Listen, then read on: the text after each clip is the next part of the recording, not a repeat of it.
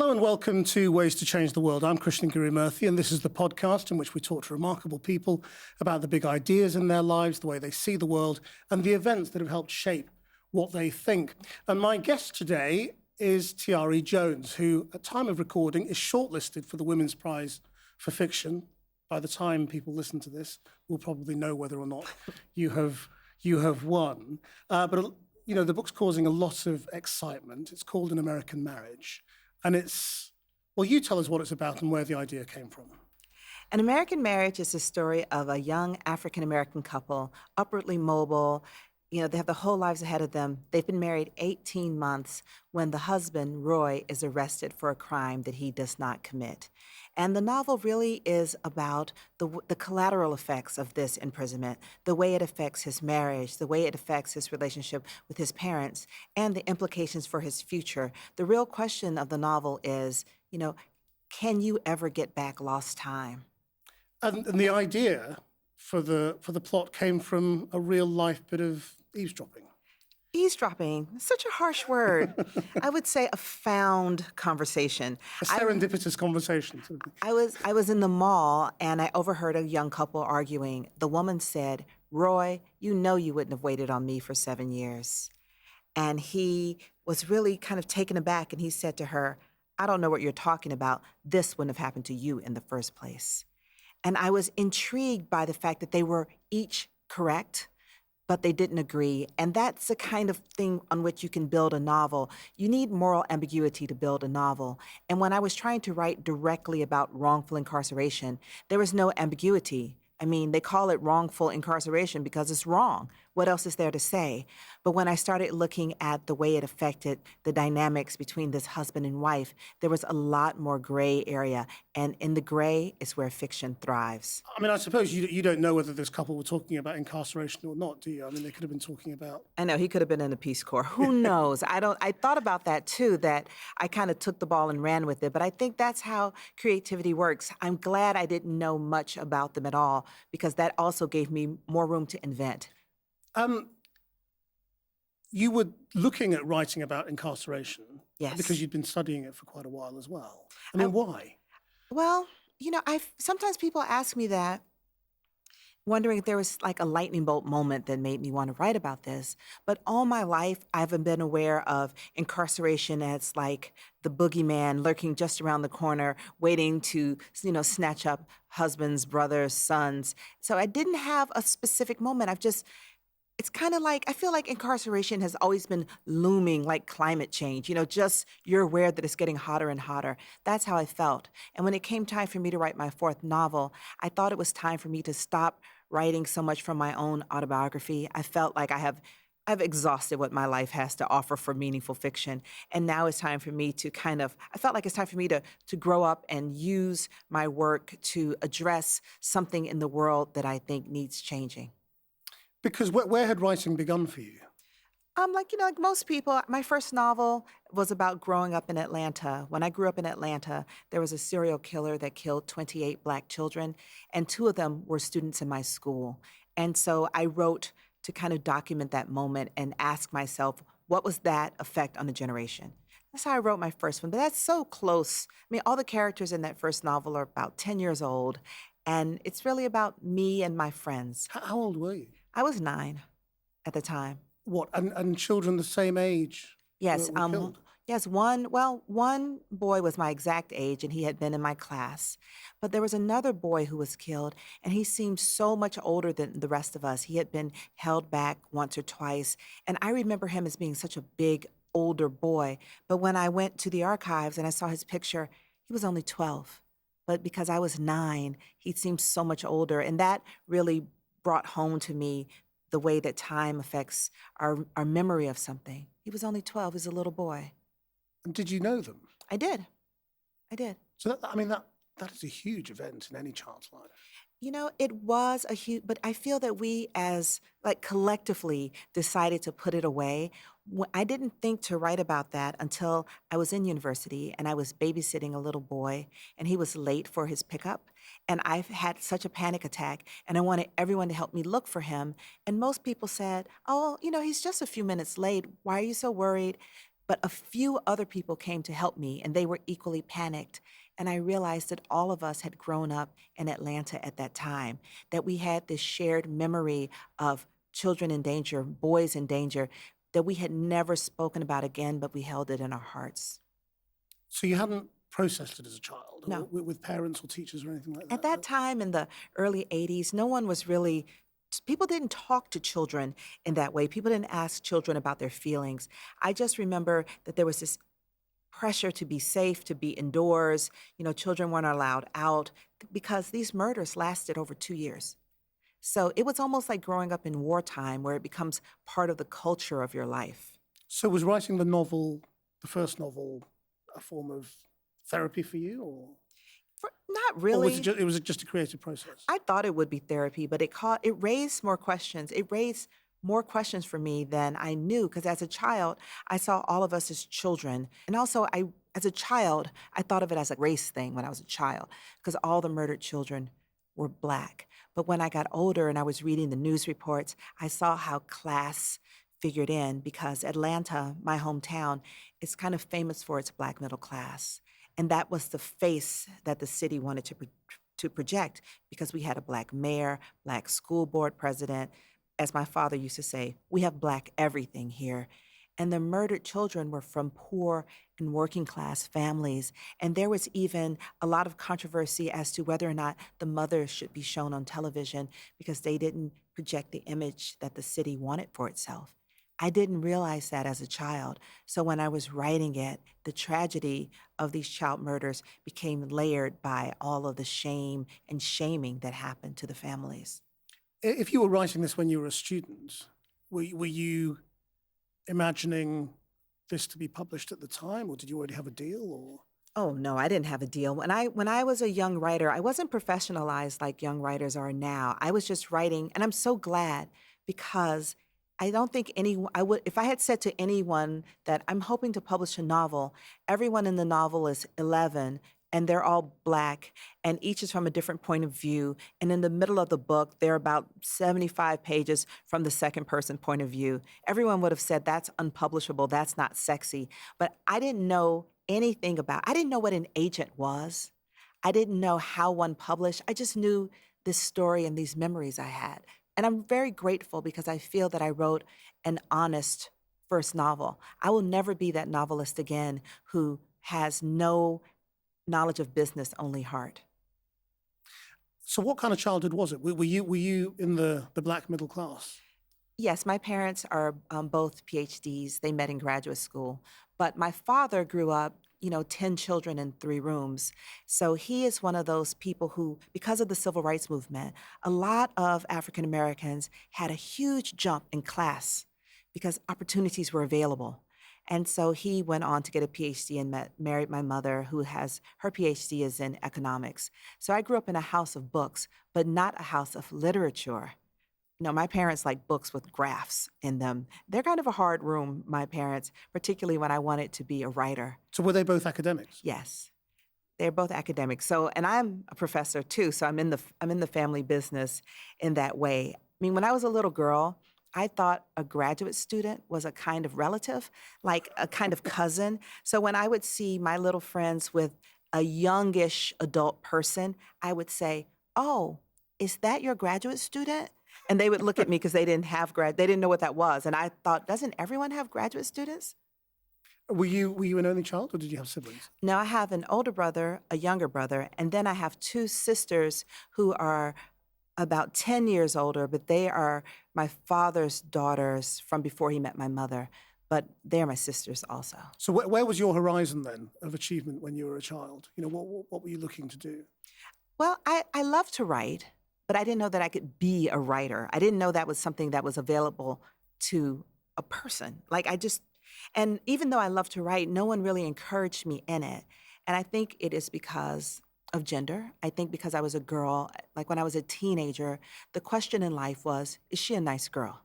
And if you like to write, that's a sign of niceness. That's a quiet, bookish thing, to the best of everyone's knowledge. No one has ever gotten pregnant in the library, so she must be a nice girl.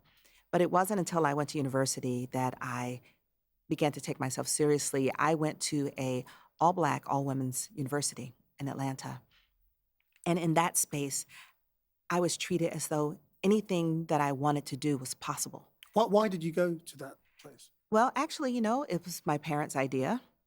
I was very young. I was only 16 when I went to university. I think they wanted to have me in an environment where they felt I would be safe. And the historically Black colleges. Sorry, every time you say something, I need to sort of stop you and say, hang on a minute, what do you mean you were just 16? I was 16. So were you ahead at school? Or? I had been ahead at school all my life. I was 4 years old when I was in the first grade. I'd always been ahead. It was just a feature of my life. So you were just a super bright kid? And have super ambitious parents. That's the overlap. That is where precocity comes from. Though I don't exactly recommend this. I think that when children are put ahead, you're encouraged to build your identity on a detail of your life that becomes less significant with each passing day. Think about it. When I was 4 and my classmates were 6, they were 50% older than me. But that shrinks, like we're all the same age now. It's a huge gap when kids are young. But it's nothing now. And so I've seen some people hang their identity on being that young one, and it vanishes. So sorry, finish the sentence about going to university because you were 16. Your parents decided that you should go there. They decided that I should go there, but it was never a question as to whether or not I would go to a historically Black college or university because my parents taught at such a school, and I did not. Atlanta, when I was growing up, is what they call a hyper-segregated city. But Atlanta was different than other hyper-segregated cities in that there was this large, thriving Black middle class. So I had Black teachers, Black doctor, Black dentist. I didn't really know anyone white until I was 20. No white friends? No, they didn't go to our school. So as a matter of fact, when I was applying to university, there was one, they send you all these brochures in the mail when you get to be a certain age. And I saw one university that I was very attracted to because they had a Burger King on campus. I was a kid. And I was thinking, I should go there because you could have the burgers, right there. You wouldn't have to leave. And I said to my parents, maybe I should apply here. And my father said, that's a majority white university. I said, what? He said, yes. I had never, until that moment, thought about where white people might go for their education. Just had never crossed my mind. Did you not travel as a child? I mean, did you not see the rest of America? Well, we mostly traveled by car because, in those days, people didn't, in the early 80s, plane travel was so expensive. Everyone traveled by car. And we would mostly travel in the South, go visit my grandparents, come back. And my grandparents lived in the small towns of the South, which is even more segregated. So you had no sense of being a minority? I did not. I thought the term minority was about disproportionate political power. I knew that Black people did not have political power in America, but I did not understand emotionally that we were a minority. You know how people tell you, they say, the earth is 80% water.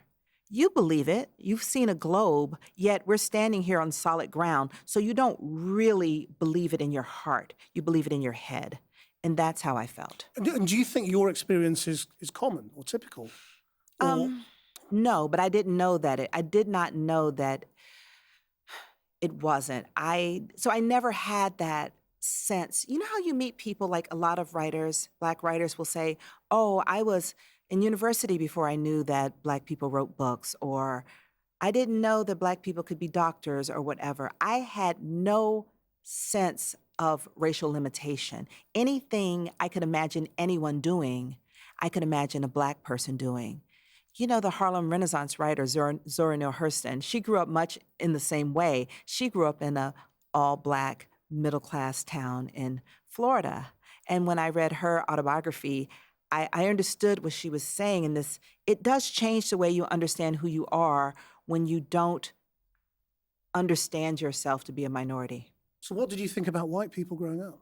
I didn't think much about them at all. What did you think racism was? I knew about racism as a historical phenomenon. This I knew, but I had never experienced it. That's extraordinary. So when did you first become aware of it as an individual? Have you ever experienced racism? Oh, yes. You can catch up on this sort of thing fairly quickly. When I finished university, so just think I went to an all-Black women's college at that. And I went to graduate school at the University of Iowa. Iowa is the whitest state in America. Like it is. So I say that I got a crash course in being a minority, and I found that it did not suit me very well. And it was very kind of unsettling to me. I had never been stereotyped before. You know, people would ask me, "Oh, how did you get the courage to pursue an education?" And I would say, "What? Huh? Like, what do you mean? I just did. I didn't have a sense of myself as doing any outlier thing by getting an education." And that was a very, I don't know. I look back, I've kind of blocked those years out in some ways, like, but I won't return to Iowa. I've been invited to come and speak. Well, what happened? I just look at it as the site of such marginalization. Like the writers that I admired when I would be in the classroom, other people had never even heard of them. I felt like a minority, and I didn't like it. Do you remember feeling that for the first time? Is there a particular memory you have? You know what? Yes, there is a song called "Lift Every Voice and Sing," and it is kind of colloquially known as the Black National Anthem. And anytime we gather at church, at graduations, we would always sing the Black National Anthem. Anthem is just part of our culture. And I remember I was in a class, and it was a class about the Harlem Renaissance, and they were speaking of the poet James Weldon Johnson. And the teacher said, "You know, there's a song he wrote. Some people call it the Black National Anthem." And then he said, in some movie, if you listen in the background, you'll hear a melody. That is the thing they call the Black National Anthem. And I remember looking around at my classmates thinking, you all don't know the Black National Anthem? I can sing it in my sleep, all 3 verses. And I just felt like everything that I had studied and knew, all the things that I knew about in detail had been rendered obscure. And I knew that there were things that my classmates knew because they had studied under a different curriculum. I knew there were things that they knew that I didn't know. And I felt that they looked down upon me for not knowing what they knew, but they didn't know what I knew, but they didn't feel any way about it. But I suppose having grown up without experiencing any of this, which most people from ethnic minorities have done, were you armored and prepared and stronger for it, or were you more vulnerable? I think that I was stronger for it in that when I felt marginalized, I knew it was wrong. I didn't take my marginalization as just a fact of life. I knew there was another way to live and another way to feel. So I never, like as a writer, I never feel pressure to avoid stereotypes. Like I don't hear that voice in my head telling me what a Black story should be, because I think it can be anything. And I think that made me just a better rounded, more confident person on a fundamental level, and particularly because I don't bear that wound from childhood. And so when you were writing the first novel, you were still in Atlanta, were you? Or... When I wrote my first novel, I had actually moved to Arizona. Right. Because I do believe in miracles. I believe that as a writer, when you follow whatever your passion is with your whole heart, I believe that the universe will open a door. I had started this novel. I didn't know how to get to the next place. I had published a small excerpt of about 7 pages in a literary magazine with like a circulation of 28, like tiny. And I met a woman who ran a graduate program in Arizona, and she had seen my story. And she said, "Come to Arizona and work with me. I'll help you. I'll be your mentor." And I said, "Oh, no, ma'am, I can't move to Arizona. It's hot. And besides, that's the only state that doesn't recognize the Martin Luther King holiday." And she said, "It's only hot in the summer, and we've had a vote, and we will have a King holiday by the time you get there." And I told my parents I wanted to move to Arizona, and they said, "You can't move to Arizona. It's hot. And besides, they don't have the King holiday." And I said, "I'll have you know there's been a vote." And so I moved there to study with her and to write this book. And no one and none of my classmates at Arizona State University had ever heard of the Atlanta child murders, which was such a central part of my understanding of self. So is that where you became a writer, do you think? I think that's where I got good at it. I think my heart was formed as a writer when I was in Atlanta. And it was when I got to Arizona that I really learned about structure and how to put one word next to the other and discipline and all those skills. I feel like I got the skills in Arizona, but I got the heart in Atlanta. And those are the skills you now teach as a professor. Yes. I mean, do you have a particular philosophy, approach? Are you part of a particular school? I don't know that I'm part of a particular school, but I do have certain theories. I'm a very realistic writer, and I think I do urge my students to go the realistic path. Even if they're speculative, I like it to be grounded in the world.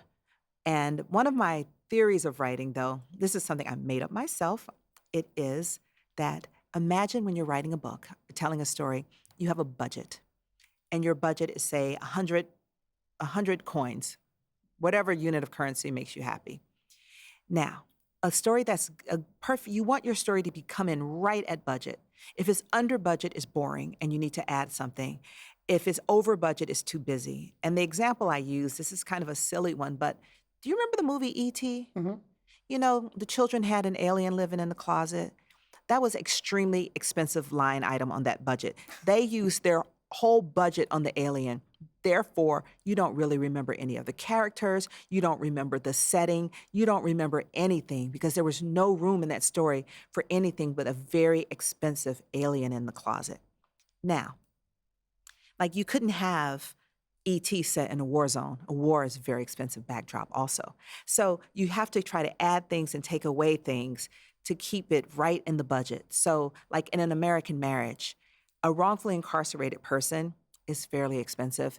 So I had to not have too much distressing backstory because it would just be too many things going on in the story at once. And that's my theory of it. I believe in plot. I believe a story should be exciting and interesting. I do not believe that there is tension between plot and meaning or plot and language, plot and seriousness. I think you have to have it all there. I want to write a book that someone wants to read. I don't want to write a book that someone feels they have to read or they should read. I don't want my book to feel like eat your spinach. You see? Well, this one certainly doesn't. I mean, are all your books in the same vein then? I haven't seen the first three. I like to think they're all interesting. I think they're all accessible. I think they all tackle cultural issues, but just like in real life, real people approach cultural issues every day while still living exciting and interesting, engaging lives. A book should be as engaging as humanity. Are you trying to tackle the issue of incarceration and the absurd numbers when it comes to Black men and how they're treated and miscarriages of justice? Well, in this one, I'm really interested in the collateral effects of that injustice, not the causes of it, really. And I'm not terribly interested in the minutia of that injustice. That's not really my wheelhouse. I think the nonfiction writers do a great job on that. So you're not tackling it as an issue. You're using it as a subject to draw a story from. I'm engaging with it rather than tackling it. I'm engaging with it as an issue, and I'm asking questions. Again, because when I look at it as an issue, I don't really have that many questions. It is absolutely criminal that 25% of the Black men in Washington, D.C. will end up in jail or in prison. I don't really have a question about that. I know that's wrong, and I'm outraged by it. But to write a novel, I have to wonder. I have to be willing to be wrong, and I'm not willing to be wrong about that earlier fact. Where is the criminality in that statistic? Well, you know, if 25%, 1 out of every 4, and the population it's like, what is it, like 5 times the instance of Black men in society or Black men incarcerated. So unless you believe that Black men are fundamentally criminal, then something must be happening to skew the numbers in that way. I mean, some people do think that, don't they? I know, but they're wrong. That's the world we live in right Yeah, now. that's called racism, right? Yeah. Like, which is also wrong. And so I just didn't find the wiggle room in there to spend 6 years turning it over in my head trying to figure anything out. But I was very interested in the intersection of gender with this question. Like I said, when I grew up in Atlanta, there was a child murderer that was killing Black boys. I remember as a little girl feeling like safer because I was a girl and strangely devalued because the narrative among us children and also in the community was that the boys are in danger because someone out there understands that they are a threat to the system and they are being killed in order to preserve status quo. So it was at once terrifying for them, but also strangely empowering. This idea that you are you are the future and someone wants to prevent the future that is you. And as a girl, I felt safe, but also safe because almost like unworthy of the attention of whatever these evil forces are. And I think that moment in the 80s, I mean, there were all these movements like SOS, Save Our Sons. That creates a very interesting cultural kind of slippery slope in terms of we believe right now in the modern day feminism, we're interested in dismantling patriarchy. But in the Black community, you have this situation where the boys are understood to be in need of extra care. How do you balance that? How do we bring girls along too? These are questions that have been kind of troubling me my whole life. And this story allowed me to look at both things. What happens when you try to have a woman living a feminist life when the man is facing such incredible bodily danger? And do you think that there are tensions between tackling patriarchy and tackling racism?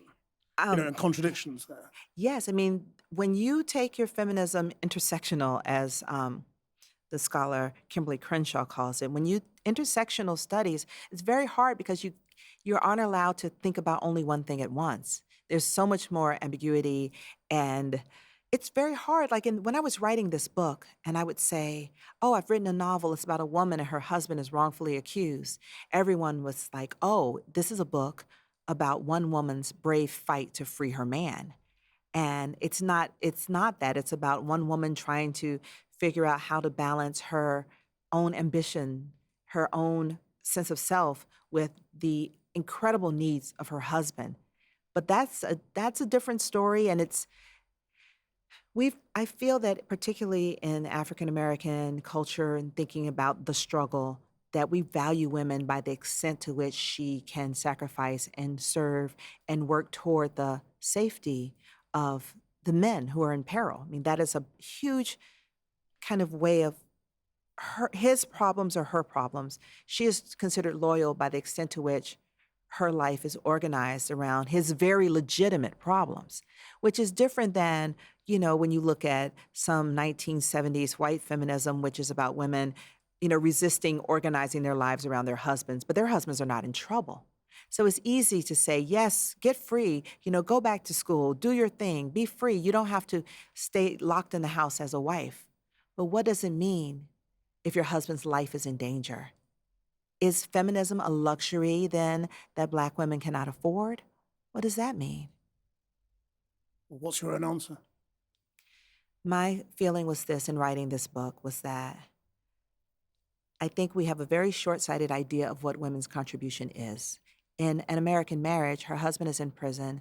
She uses the money that she makes, as an artist, as a professional. She funds his defense. She takes care of him, but not in a Penelope in the Odyssey kind of way. And we have to become more open to the idea that women have more to contribute than this thing of faithfulness or respectability, that women's contribution is vast and women have many things to offer. I mean, there's quite a lot of subtlety to what you're saying. And I just wonder whether you think those subtleties of what it is you're really tackling have all been destroyed by where America is right now and the level of the argument of equality. I do think we're in trouble. I'm so worried about the country. I mean, when I spoke to you last, I said that I don't believe that, you know, I don't think Donald Trump represents the soul of America. And once I said it to you, I feel like when I say it here in the UK, it resonates one way. But back home, when people say this Trump, this is not the America I know, a lot of people feel like it isn't. Where have you been hiding? Because these people are not new, that this is the America we've always had, but with the pitch change differently, with the tone change. But I do feel that something is different. I have never felt as uneasy as I do now. And I'm not a naive person. I was never, even during the Obama years, I never felt like all was well with the state of America or with the state of the world. But I never felt afraid the way I do now. Like I feel, even like if I go in a cafe now, I am always worried that if I don't immediately order my coffee and make it clear that I'm a customer and not just loitering, I fear that maybe someone will call the police because this has happened several times. They call it, fill in the blank while black, having coffee while black, barbecuing while black. There's people are calling the police on black people all the time. But you're a college professor. You look respectable. Thank you. I try. You know, Well, I do think that for people like me, I'm a college professor. I look professional. I am far less likely to experience these things. Class makes a difference, but I think class is not, one, it doesn't quiet your fear. And secondly, I feel like class and racism, that class, it's like the difference between a pair of boots. If you have a waterproof pair of boots and a water-resistant pair of boots, class makes you water-resistant, but not waterproof. So you still experience racism, and there is the fear that a policeman or someone will come and they won't care about your degree, I'll say. And so the fear is real, the fear you have for the children in your life, although poor and working class people, they experience it far more often, but I think that all Black people, regardless of station, fear it. have you seen it in real life? Oh, have I? Well, I have never had the police called on me, but I was just speaking to a friend of mine, and she was saying that the police came to her house after seeing her son in his own yard. Or in my neighborhood, do you have a video doorbell? I don't, but Don't friends do. Well, the video doorbell attaches you to a community of video doorbell people, and people get to submit film that they've seen on their doorbell and report suspicious people. And I've seen my neighbors report other neighbors as a suspicious person because they see a Black person on their doorbell, and they're like, "Oh my goodness, does anyone know who this person is?" And they'll put the person's face out on the video doorbell community. And They say, yeah, he's the guy from number 3. Yes, exactly. That happens. People say, "Oh, I know this person." And then the person who reported them gets defensive and say, "Well, we must be vigilant." And these are my neighbors. These are my neighbors. Sometimes they're people I know and like, and I see them reporting just random Black people walking down the street. Is this back in Atlanta? Back in Atlanta. So you're now living in a more white community? I have moved to a community that's about 50-50. I live 20 minutes from my parents, who behave as though they need a passport and a visa to get to my house. They're like, "Oh no, we have to go over there. Have you eaten? Have you used the restroom? Okay, let's go." And they drive 20 minutes because they feel like it's a different world. Because they don't want to stop somewhere and walk into a place where they'll feel different. And I think a lot of that is... 2 academics in a university. That's quite shocking. Yes. They're in their 80s, though. I think that we never recover from our childhoods also. My parents grew up in the Jim Crow South. But I think they just feel like it's a different world. And I think the reason they feel they have to suit up before they get in the car, I don't think it's even that they don't want to stop. They act like they're going to the moon, like they need freeze-dried food, everything, because I live so far away, even though it's only 20 minutes drive. It's a new part of the city. They've never known anyone to live there.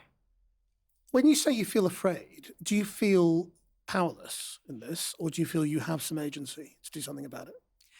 I don't know what I would do about it. I do find myself, though, making sure I do things to lessen the likelihood of the experience, but I don't know what can be done because it would involve mind reading. I don't mean the experience. I mean the fact that you live in a country in which this is a thing, in which you now fear racism. Yeah, I don't, powerless is probably too strong of a word, but I don't feel, because most of the things that I'm talking about are very interpersonal. They're in the realm of what people call they call microaggressions. The poet Claudia Rankine has an excellent book about it called Citizen. And I do feel like I'm in, I call it the citizen zone. I feel like I'm there a lot where it's just little things that happen as I live my day-to-day life. And often I can't put my finger on it. And most of the things I'm fearful of have never happened, have not happened to me, but it's always there policing me. But that's what I mean by are you powerless? I mean in terms of not you necessarily as an individual, but you and the people you know and your friends and family and other Black liberals. Do you feel you have less power now to do something about this, to improve the world you live in, than you did before, or the same power, or what? I mean, is it just that the pendulum has swung a particular way and you're waiting for it to come back? Well, definitely, I don't think that we're waiting for it to come back, but I do think that do you think we got out of practice a little bit during the Obama years?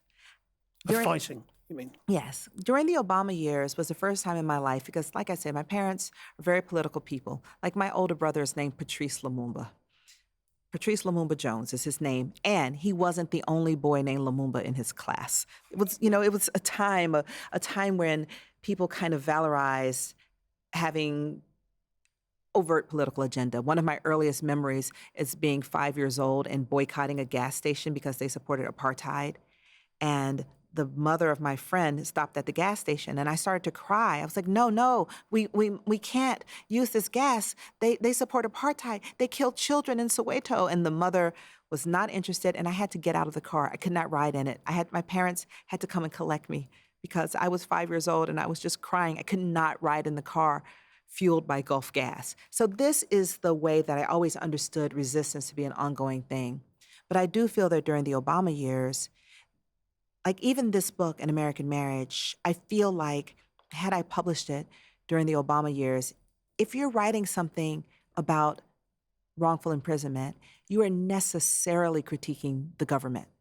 And there was a sense that Obama had enough to worry about, enough people trying to undermine him, that he didn't need to hear us complaining about anything, that it was our duty as Black citizens to do what we could to help him do what he needed to do. And I do think that we got out of the habit of being in a state of constant opposition to power. And then this thing happened in 2016. 2016. When did this happen to us? I've blocked it out. This thing happened to us in 2016, and then we had to regroup and reorganize. And I think that we're having to regroup. But I've never felt as dismayed as I did that morning that I woke up after the election. I felt like, what have they done? Because I knew that we will feel the repercussions of this, even if this presidency is over, sooner than later, even if he doesn't serve his term. How will we live with our neighbors after this? And 2 years on, do you feel that we've got anywhere near where this is going? Is this a journey that's going to get worse in your mind? Or has it turned out to be not as bad as you thought? Oh, no, it's worse than I thought, and it could get worse. But this is so beyond our imagining. I shudder to think. I never could have thought 3 years ago that we would be sitting here now. And I'm unsure as to what, as a citizen, an individual can do. We can vote. I vote, but there has to be more. But you say you got out of practice, if you like, during the Obama years. You take the example of immigration and deportations or child detentions. All of this stuff was going on during the Obama years. Yes. And nobody said anything. If you had known about that then, how would you have felt about it? And how would it have been different to how you feel about it now? Because it's Trump in power. Well, I do think that Trump has escalated these things. So it wasn't going on in the same way. But that said, I do think that we were kind of in love with the symbolism of Obama in many ways. And again, there was a sense that he had so many enemies who were opposing him for every little thing. There was a sense that he's doing the best he can under these circumstances. But it was still wrong. And I do think that those of us who are progressive, who are on the left, who are liberal, however you want to call it, that we are guilty of our silence on various issues. And I do think that we I think we enabled some of what has happened now by spending our energy protecting power because of who was in power. I mean, we did do that. We have to face up to that.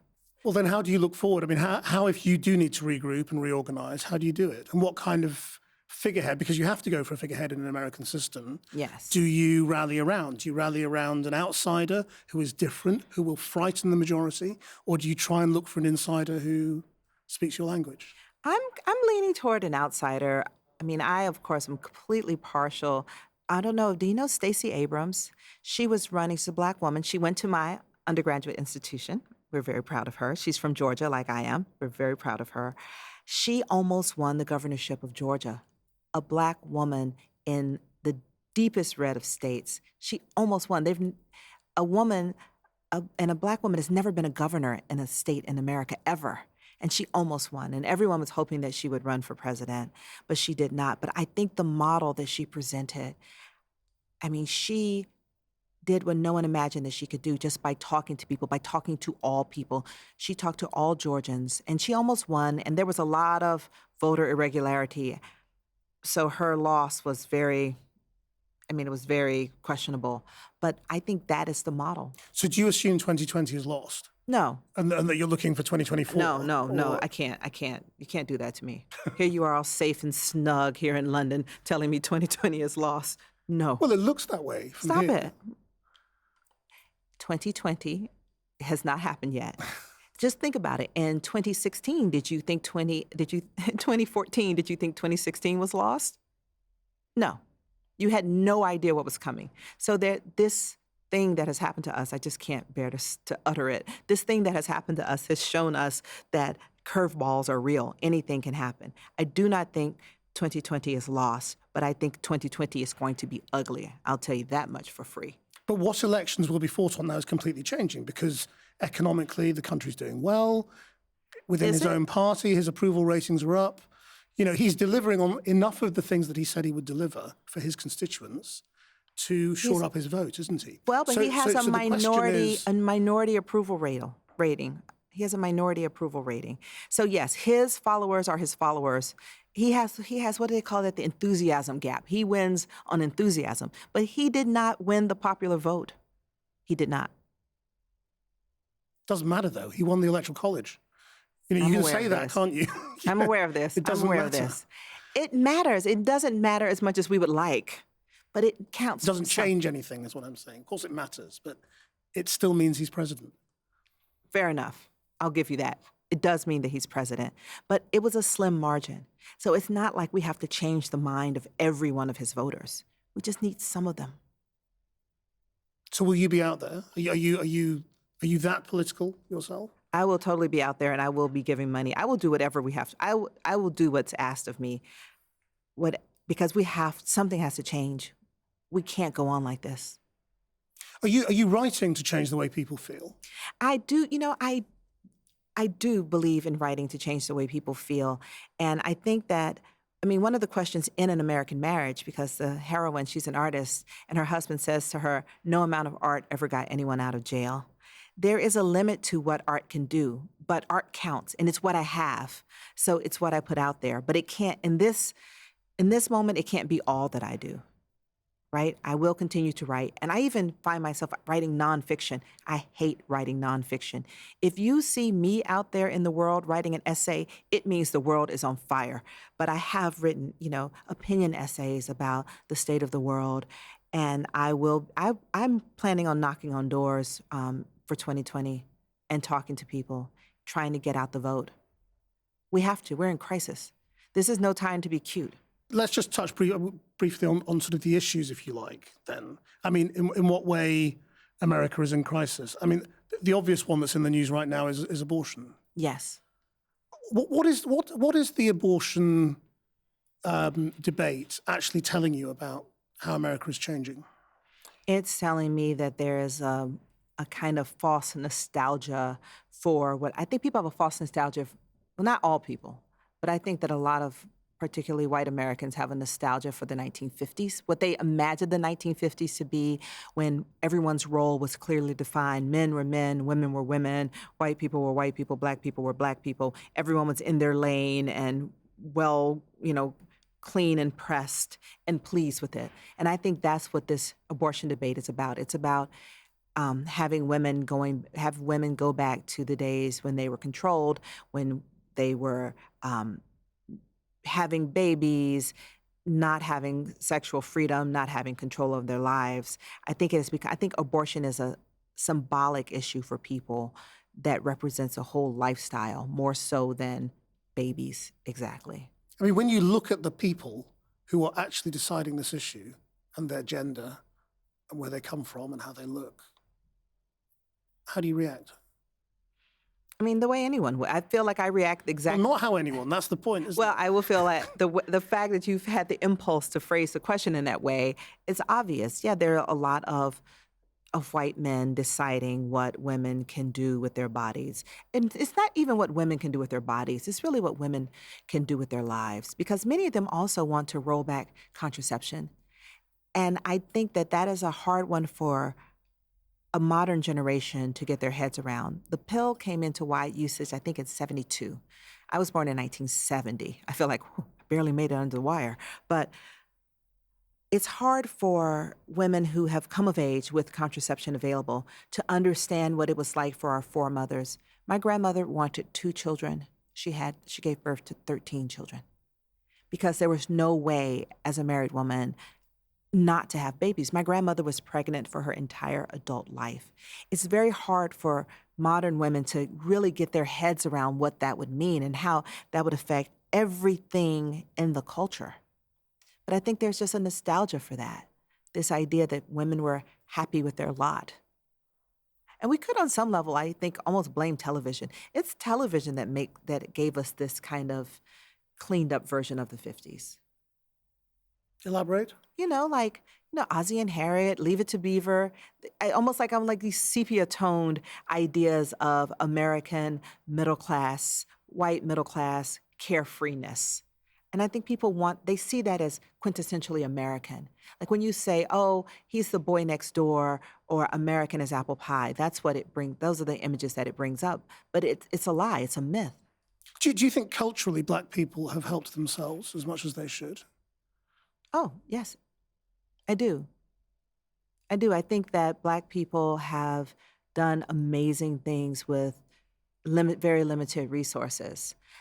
And I think, again, it's because I believe it because it's true.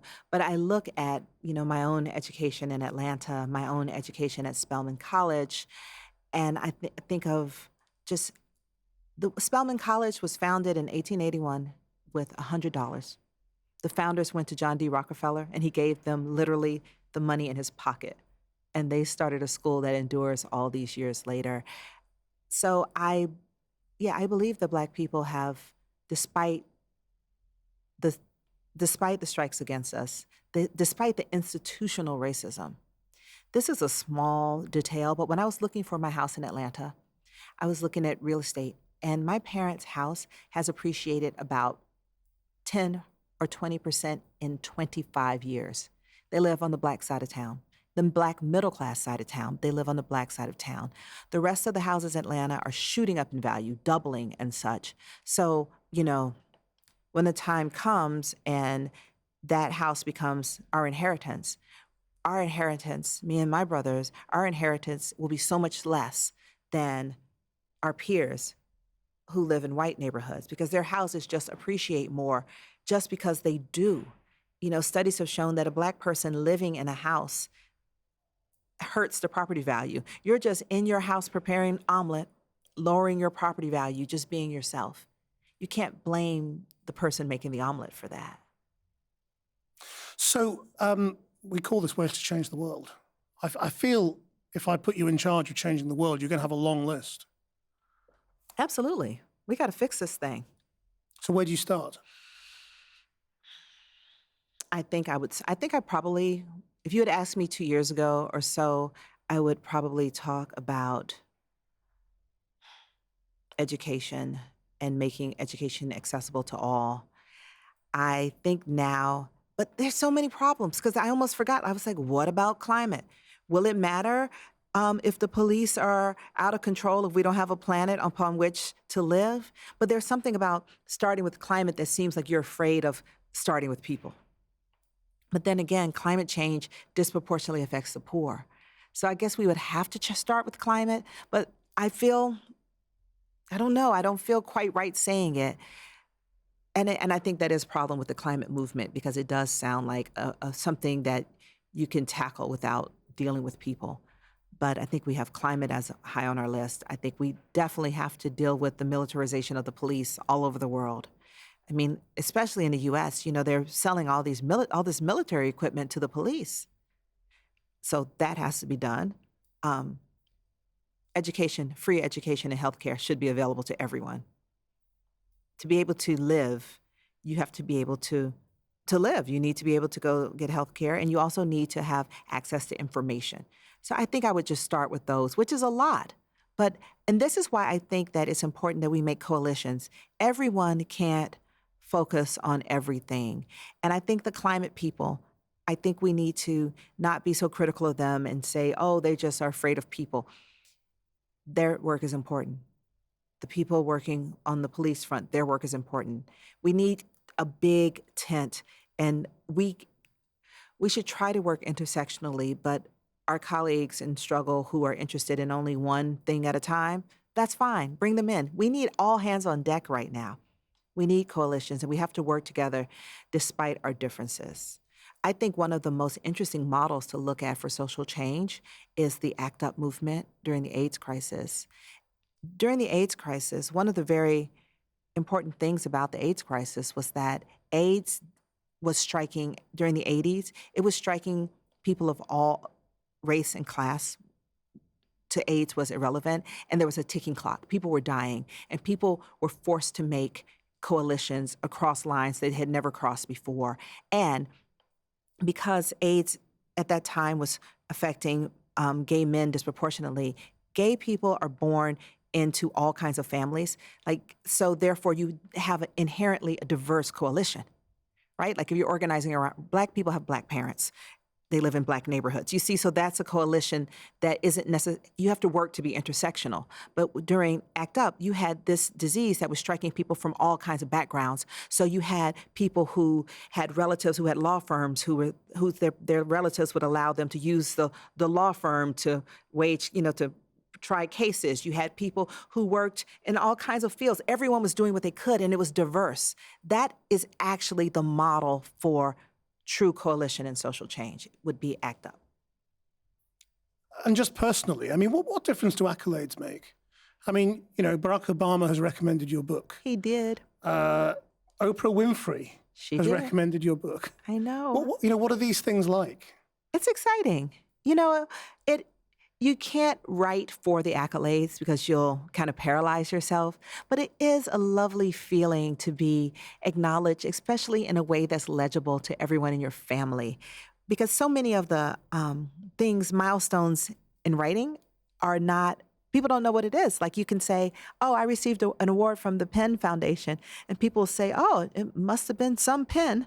And you're like, no, it's a writing award. And they say, oh, well, if you're happy, I'm happy. But when you say, oh my God, Oprah Winfrey called me on the telephone, like your cousin will say, get out, really? And everyone is excited for you. And it's really been nice. I'm not a lucky person. Before this, I had never even won a raffle. Well, it's all come at the same time. What did Oprah say to you? She said, hey, girl, this is Oprah. I said, yes, ma'am. And she said, I read your book and I want to use it for my book club. What do you think? And I said, thank you. That would be nice.